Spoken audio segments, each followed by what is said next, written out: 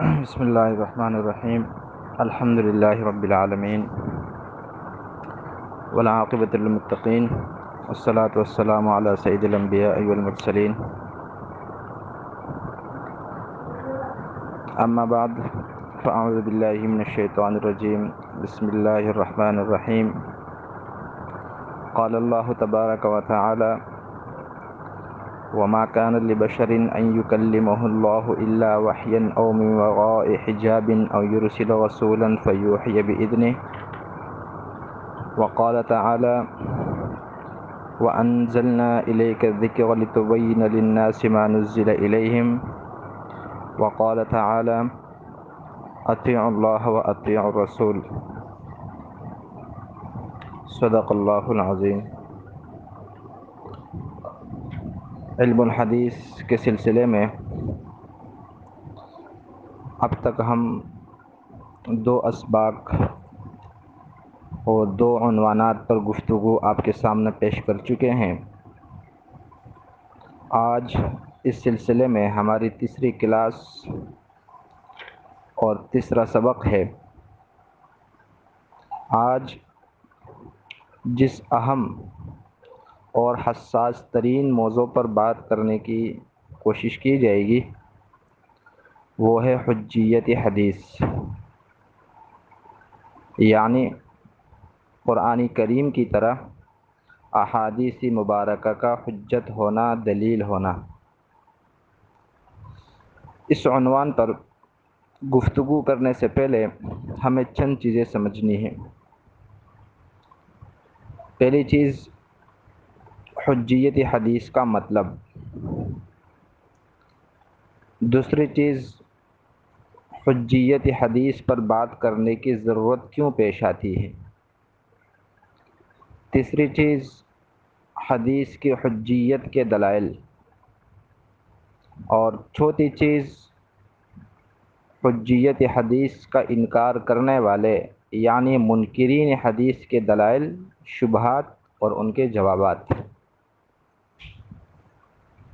سب سے پہلے ہم حجیت حدیث پر بات کرتے ہیں۔ حجیت حدیث کا مطلب یہ ہوتا ہے کہ اہل سنت والجماعت یعنی دنیا کے مسلمانوں کا عقیدہ یہ ہے کہ قرآن کریم کے بعد دین اسلام کا سب سے بنیادی اور سب سے بڑا ماخذ وہ احادیث مبارکہ ہے۔ قرآن کریم کو تو اولین حیثیت حاصل ہے۔ ہر مسئلے کے اندر ہم سب سے پہلے قرآن کریم کی طرف رجوع کرتے ہیں، اور اگر ہمیں کوئی مسئلہ قرآن مجید کے اندر تفصیلی انداز میں نہ ملے، کسی مسئلے کا حل مفصل انداز سے ہمیں قرآن کریم میں نہ ملے،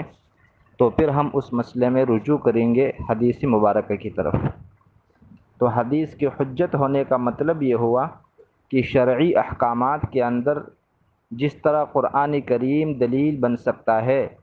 جس طرح قرآن کریم کو حجت مانا جاتا ہے، اسی طریقے سے احادیث مبارکہ بھی شرعی احکامات کے اندر حجت اور دلیل بن سکتے ہیں۔ دوسری چیز، حجیت حدیث کی ضرورت کیوں پیش آتی ہے؟ تو اس کی ضرورت اس لیے پیش آتی ہے کہ ہر زمانے کے اندر کچھ ایسے لوگ سامنے آتے رہیں جو زبانی کلامی طور پر قرآن کریم کو تو مانتے ہیں، لیکن وہ احادیث مبارکہ کو دلیل اور حجت نہیں مانتے۔ ایسے لوگوں کا راستہ روکنے کے لیے اور ایسے لوگوں کے شبہات کو ختم کرنے کے لیے ہر زمانے کے اندر ہمارے علماء نے حجیت حدیث پر مستقل بحث کی ہے، اور حجیت حدیث پر کتابیں لکھی گئی ہیں، اور حجیت حدیث پر مختلف دلائل پیش کیے گئے ہیں۔ تو ایسے باطل پرستوں کا، ایسے دشمنان اسلام کا راستہ روکنے کے لیے احادیث مبارکہ کی حجیت پر شروع زمانے سے دلائل دیے جاتے رہیں، اس پر بحث ہوتی رہی۔ حجیت حدیث کے دلائل کیا ہیں؟ یعنی ہم احادیث مبارکہ کو قرآن کریم کے بعد دین اسلام کا ماخذ اور دین اسلام کی بنیاد کیوں مانتے ہیں، اس پر ہمارے پاس کیا دلیل ہے؟ تو اس پر ہمارے پاس قرآن کریم کے بھی متعدد دلائل ہیں، احادیث مبارکہ کی بھی بہت سارے دلائل ہیں، اور عقلی دلائل بھی ہیں۔ چنانچہ قرآن کریم کی ایک آیت آپ کے سامنے پیش کی گئی ہے کہ وما کان لبشر ان یکلمہ اللہ الا وحیا او من وراء حجاب او یرسل رسولا۔ اس آیت میں اللہ تعالیٰ نے وحی کی قسمیں بیان کی ہیں کہ اللہ تعالیٰ ایسا نہیں ہے کہ وہ کسی بشر کسی انسان سے گفتگو کرے براہ راست، مگر یا تو وہ گفتگو وحی کے ذریعے سے ہوتی ہیں یا پردے کے پیچھے سے ہوتی ہیں، اور یا پھر اللہ تعالیٰ اپنا فرشتہ اور اپنا ایک قاصد جو ہے اس پیغمبر کے پاس، اس بشر کے پاس بھیجتا ہے۔ اس آیت مبارکہ کے اندر وحین کا لفظ ہے، تو یہ وحین کا جو لفظ ہے اس سے مراد احادیث مبارکہ ہے، اور یہ وہ وحی ہے جس کو وحی غیر مطلوع کہا جاتا ہے۔ اسی طرح قرآن کریم کے دوسرے پارے کے اندر اللہ تعالیٰ نے جہاں پر تحویل قبلہ یعنی مسلمانوں کی قبلے کی تبدیلی کے بارے میں ارشاد فرمایا وما جعلنا القبلة التي كنت عليها الا لنعلم من يتبع الرسول ممن ينقلب على عقبيه، اس میں اللہ تعالیٰ فرماتے ہیں کہ ہم نے مدینہ منورہ جانے کے بعد جو آپ کو بیت المقدس کی طرف 16-17 مہینے تک رخ کر کے نماز پڑھنے کا حکم دیا تھا، اس حکم دینے کا مطلب صرف یہ تھا تاکہ ہمیں معلوم ہو جائے کہ کون رسول کی اتباع کرتا ہے اور کون پیچھے ہٹتا ہے۔ تو اس آیت کا مطلب یہ ہوا کہ بیت المقدس کی طرف نماز پڑھنے کا حکم اللہ نے دیا تھا، لیکن پورے قرآن کریم کو اگر شروع سے آخر تک دیکھا جائے تو ہمیں معلوم ہوتا ہے کہ یہ حکم قرآن مجید کے اندر نہیں ہے، بلکہ یہ حکم جو دیا گیا تھا وحی غیر مطلوع کے ذریعے سے دیا گیا تھا، اور اس وحی غیر مطلوع کو حدیث کہا جاتا ہے۔ اسی طریقے سے قرآن کریم کے 28ویں پارے کے اندر جہاں یہودیوں کے ایک قبیلے کے باغات اور درختوں کو جلانے کا ذکر ہے، تو ان درختوں کو اور باغات کو جلانے کے بارے میں بھی اللہ نے فرمایا کہ اس کا حکم ہم نے آپ کو دیا تھا کہ یہ سب کچھ آپ اللہ کے حکم سے کریں گے، لیکن اب اللہ تعالیٰ نے ان باغات کو اور درختوں کو جلانے کا حکم قرآن کریم میں نہیں دیا ہے، بلکہ وہ جس وحی کے ذریعے سے دیا گیا ہے اس وحی کو وحی غیر مطلوع کہا جاتا ہے، اور وہی حدیث مبارکہ ہے۔ معلوم یہ ہوا کہ قرآن کریم کی طرح حدیث بھی حجت ہے، اور حدیث بھی دین کے لیے بنیاد ہے اور دین کے لیے ماخذ ہے۔ اسی طرح احادیث مبارکہ پر اگر نظر ڈالی جائے تو بہت ساری احادیث ایسی ہیں جو حدیث کی حجیت پر دلالت کرتی ہیں۔ جیسے مثال کے طور پر ایک صحابی آپ علیہ الصلاۃ والسلام کے پاس تشریف لاتے ہیں، بخاری شریف کے اندر یہ واقع موجود ہے، اور آ کر کہتے ہیں کہ یا رسول اللہ، میرا بیٹا جو تھا وہ فلاں شخص کے گھر میں ملازم تھا، اور وہاں اس کی بیوی کے ساتھ جو ہے نا وہ گناہ ہو گیا ہے، اور اب جو بیوی کا شوہر تھا جو میرے بیٹے کا جو مالک ہے، اس نے مجھے یہ کہا کہ چونکہ آپ کے بیٹے سے گناہ ہوا ہے لہٰذا اس کو فلاں فلاں سزا دی جائے گی۔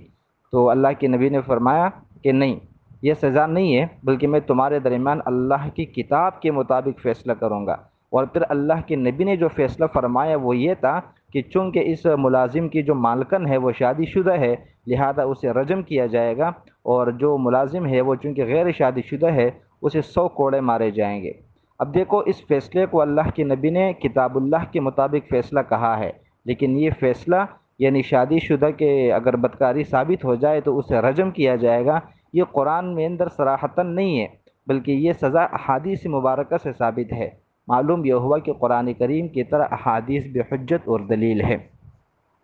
عقلی اعتبار سے بھی اگر دیکھیں تو احادیث کو حجت ہونا چاہیے، کیوں؟ اس لیے کہ اللہ تعالیٰ نے آسمانی کتابیں تو نازل فرمائی، ان آسمانی کتابوں کے اندر قرآن کریم بھی شامل ہیں۔ اب قرآن کریم کو اللہ نے اس امت پر نازل تو فرمایا، لیکن اس قرآن کریم کو سمجھانے کے لیے، اس کے معانی کو سمجھانے کے لیے اللہ نے اپنا پیغمبر بھی بھیجا۔ اب ایسا تو ہو نہیں سکتا کہ اللہ تعالیٰ قرآن کریم جیسے عظیم کتاب کو نازل فرمائے اور اسے سمجھانے کے لیے، امت تک پہنچانے کے لیے، اس کے معانی بتانے کے لیے کسی قسم کے استاذ کا، کسی قسم کے معلم کا اور کسی قسم کے ٹیچر کا انتظام نہ کریں۔ یہ تو ناممکن سی بات ہے، دنیا کا کوئی عام آدمی بھی ایسا نہیں کر سکتا۔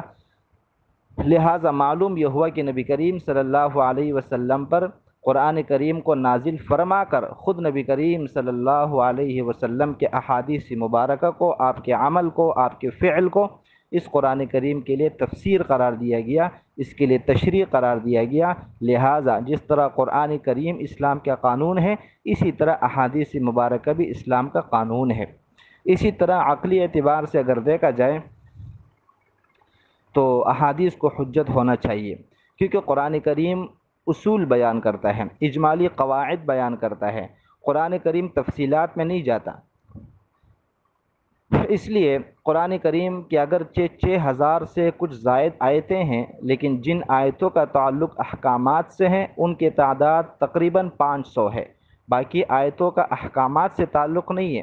اب ظاہر سی بات ہے، دین کے احکامات تو بہت سارے ہیں، ان کے لیے 500 آیتیں تو کافی نہیں ہیں، تو باقی احکامات ہم کہاں سے حاصل کریں گے؟ تو باقی احکامات کا تعلق احادیث مبارکہ سے ہوتا ہے، جیسے کہ پہلے سبق کے اندر اور پہلے عنوان پر جب ہم بات کر رہے تھے اس میں یہی بتایا گیا تھا کہ قرآن کریم کے اندر جتنی بھی بنیادی عبادات ہیں، ان بنیادی عبادات کا حکم تو دیا گیا ہے، لیکن ان بنیادی عبادات کی تفصیل مذکور نہیں ہے۔ وہ تفصیل پھر ہمیں احادیث کے اندر ملتی ہے، وہ تفصیل ہمیں نبی کریم صلی اللہ علیہ وسلم کے عمل سے، آپ کے قول سے ملا کرتی ہے۔ چوتھی چیز، منکرین حدیث، یعنی جو لوگ حدیث کی حجیت کو نہیں مانتے، ان کے کیا شبہات ہیں؟ تو دیکھیں ان کی شبہات 3 بڑے بنیادی شبہات ہیں۔ ان میں سے پہلا شبہ یہ ہے کہ نبی کریم صلی اللہ علیہ وسلم کو جو دنیا میں بھیجا گیا تھا، آپ کو بھجوانے کا اور آپ کو دنیا میں مبعوث کرنے کا ایک ہی مقصد تھا، یعنی قرآن کریم کو امت تک پہنچانا۔ وہ فریضہ آپ نے ادا کر دیا، لہٰذا آپ علیہ الصلاۃ والسلام کے احادیث کو ماننا، آپ کی باتوں کو ماننا، نہ تو اس وقت صحابہ پر یہ چیزیں واجب تھیں ورنہ ہم پر واجب ہے۔ قرآن کریم پر ہی ایمان لانا، قرآن کریم کو ہی ماننا، یہ صحابہ کا بھی فریضہ تھا، یہ ہمارا بھی فریضہ ہے۔ لیکن ان کا یہ شبہ جو ہے نا وہ انتہائی کمزور ہے، اس لیے کہ اگر یہی بات ہوتی کہ قرآن کریم جو ہے نا وہ دلیل ہے اور آپ علیہ الصلاۃ والسلام کے احادیث نہ صحابہ کے لیے حجت ہے نہ ہمارے لیے حجت ہے، تو اس کا مطلب تو پھر یہ ہونا چاہیے کہ احادیث مبارکہ کے بغیر قرآن کریم کو سمجھنا صحابہ کے لیے بھی آسان ہو، ہمارے لیے بھی آسان ہو۔ لیکن جیسے کہ ابھی بتایا گیا کہ احادیث مبارکہ کے واسطے کو درمیان سے ہٹا کر قرآن کریم کو براہ راست سمجھنا نہ ہمارے لیے ممکن ہے ورنہ صحابہ کے لیے ممکن تھا، لہذا یہ شبہ باطل ہے۔ دوسرا شبہ یہ کیا جاتا ہے ان کی طرف سے کہ نبی کریم صلی اللہ علیہ وسلم کے احادیث صحابہ کے لیے تو حجت ہیں، اس لیے کہ صحابہ اللہ کے نبی کے صحبت یافتہ تھے، اللہ کے نبی کی نبوت کو اپنی آنکھوں سے دیکھا تھا، آپ پر وحی کو اترتے دیکھا تھا، لیکن ہمارے اوپر حجت نہیں ہے، اس لیے کہ ہم نے نہ نبوت کا زمانہ پائے ہے نہ ہم نے قرآن کو اترتے ہوئے دیکھا ہے۔ لیکن ان کا یہ شبہ بھی کمزور ہے، اس لیے کہ صحابہ کرام کی زبان بھی عربی تھی، اللہ کے نبی کی زبان بھی عربی تھی، قرآن کی زبان بھی عربی ہے۔ اگر قرآن کو سمجھنے کے لیے صحابہ کو احادیث کی ضرورت ہے تو ہم تو عجم ہیں، ہم تو ظاہر سی بات ہے عربی زبان کو کما حقہ جانتے نہیں ہیں، سمجھتے نہیں ہیں۔ ہم تو اللہ کے نبی کے زمانے سے 1400 سال کے بعد دنیا میں آئے ہیں، تو اگر صحابہ کرام قرآن کو سمجھنے کے لیے حدیث کے محتاج تھے تو ہم پھر کیوں محتاج نہیں ہیں؟ لہذا صحابہ کو محتاج سمجھنا اور خود کو قرآن کو سمجھنے کے لیے احادیث کا محتاج نہ سمجھنا، یہ حماقت والی بات ہے۔ تیسرا نظریہ اور تیسرا شبہ ان کا یہ ہے کہ چلو احادیث مبارکہ کو تھوڑی دیر کے لیے حجت مان لیتے ہیں، لیکن احادیث کو حجت ماننے میں رکاوٹ یہ ہے کہ احادیث کو پہنچانے والے ذرائع اور واسطے قابل اعتماد نہیں ہیں۔ لیکن یہ نظریہ بھی انتہائی کمزور ہے، اس لیے کہ جن ذرائع سے، جن واسطوں سے حدیثیں پہنچی ہیں، انہی ذرائع سے، انہی واسطوں سے قرآن بھی پہنچا ہے۔ اگر صرف ذرائع اور وسائط کی بنیاد پر احادیث کا انکار کیا جا سکتا ہے تو پھر نعوذ باللہ قرآن کریم کو کیسے تسلیم کیا جا سکتا ہے؟ لہٰذا ان کے تینوں نظریات باطل ہیں، اور احادیث مبارکہ قرآن کریم کے بعد اسلام کی دوسری بنیاد ہے، اسلام کا دوسرا ماخذ ہے، اور شرعی احکامات کے اندر تفصیل یہ ہے کہ کسی مسئلے کے اندر بطور دلیل کے سب سے پہلے قرآن کریم کی طرف رجوع کیا جائے گا، اگر وہاں سے حدیث مل جائے تو بہت اچھی بات ہے، نہ ملے تو پھر ہم احادیث مبارکہ کی طرف رجوع کریں گے اور اسے ہم دلیل اور حجت تسلیم کریں گے۔